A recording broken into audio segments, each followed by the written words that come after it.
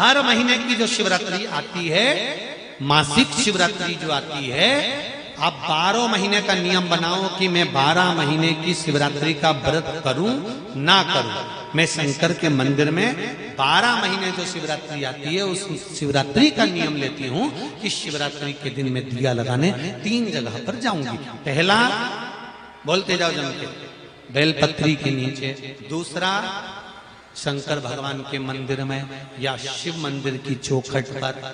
तीसरा, आंवले के वृक्ष के नीचे। ये 3 जगह पर आप प्रणाम कर कर, झोली पसार कर बाबा देवाधिदेव महादेव, माता लक्ष्मी और पार्वती के नाम से दिया लगाना प्रारंभ कर दीजिए। 3 महीने की शिवरात्रि पूरी हो, ये निश्चित है अगला पत्र आपका इस जगह पर मिलेगा कि बाबा ने मेरा ये कार्य किया। 12 महीने शिवरात्रि आती है, प्रदोष को ही शिवरात्रि का भाव है। 12 महीने आते हैं। अगर व्यापार ना चले, दुख तकलीफ ज्यादा हो, कष्ट ज्यादा हो, बहुत टेंशन जिंदगी में चल रहा हो, अगर बीमारी ने भी घेर रखा हो और बहुत जिंदगी में दुख चल रहा हो, कहीं मत जाना। प्रत्येक महीने प्रदोष आती है, हर महीने शिवरात्रि प्रदोष आती है। एक शमी पत्र, 5 बेलपत्र तांबे के लोटे में जल में डाल लीजिए। 7 दाने अक्षत के, आखे अक्षत के डाल लीजिए। प्रदोष काल में भगवान शंकर के मंदिर जाकर पांव में चप्पल पहनकर ना जाइए। घर में घी का दिया लगाकर कलश लेकर शिव के मंदिर में चले जाइए और शंकर जी के मंदिर में वो ऐसा कैसा ही पानी पूरा उंडेल कर डालकर शिवलिंग पर आ जाइए।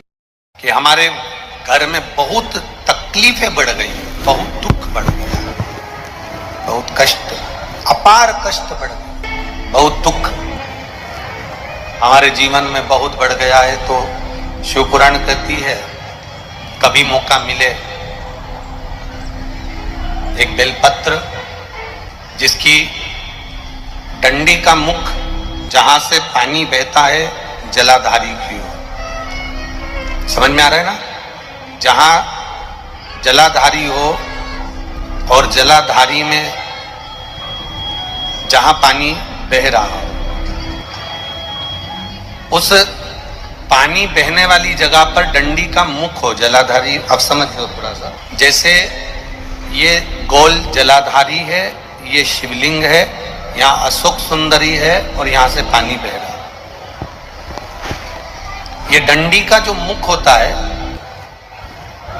उस डंडी के मुख को अशोक सुंदरी वाली जगह पर नहीं, बिल्कुल जहां से पानी नीचे बहता है बस वहीं इस डंडी का मुख हो, पत्ती का मुख महादेव की ओर। और एक बेलपत्री जिसकी डंडी आप जब शिव जी को समर्पित करें तो बीच वाली पत्ती का मुख आपकी ओर हो और डंडी का मुख पीछे की ओर,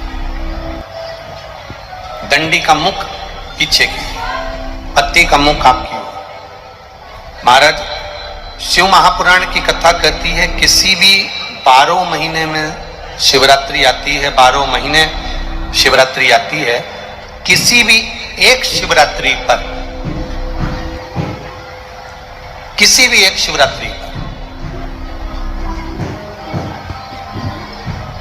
अगर आप भगवान शंकर के मंदिर में जाकर ये 2 बेलपत्री समर्पित कर कर दोनों जगह पर पंचजल, मतलब जो कलश आपके पास में है, पानी का लोटा, जल का पात्र जो आपके पास में है, तो यहां जो बेलपत्री आपने इस ओर जल पानी बह रहा है, इस ओर रखी, यहां पर भी 5 बार जल उसी कलश में से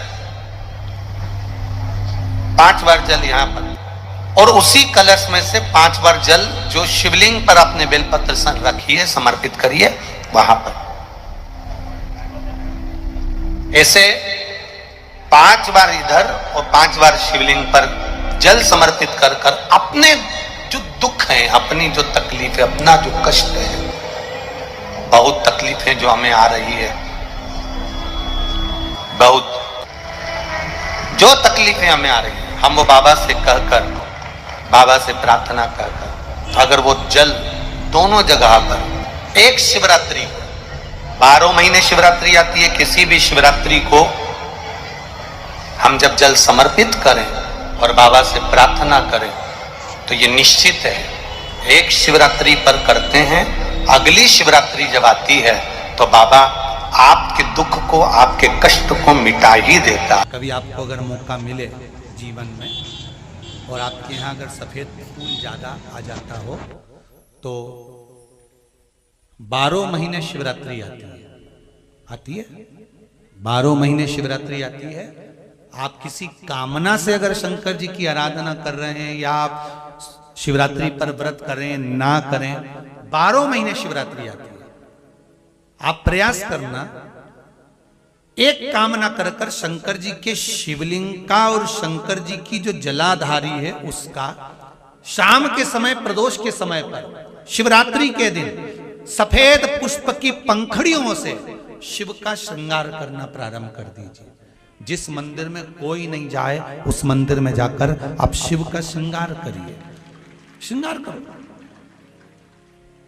आप दूसरा सोमवार आएगा, दूसरा शिवरात्रि आएगी ना, दूसरी महीने की जब शिवरात्रि आएगी तो आपको मालूम पड़ेगा कि आपने शंकर का जो पुष्प का श्रृंगार करा था, श्वेत पुष्प की पत्तियों का, सफेद फूल की पत्तियों का, हर महीने की जो शिवरात्रि आती है, मासिक शिवरात्रि जो आती है, आप 12 महीने का नियम बनाओ कि मैं 12 महीने की शिवरात्रि का व्रत करूं ना करूं। मैं शंकर के मंदिर में 12 महीने जो शिवरात्रि आती है उस शिवरात्रि का नियम लेती हूं कि शिवरात्रि के दिन मैं दिया लगाने 3 जगह पर जाऊंगी। पहला, बोलते जाओ जम के, बेलपत्री के नीचे।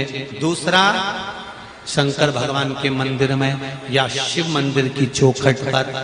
तीसरा, आंवले के वृक्ष के नीचे।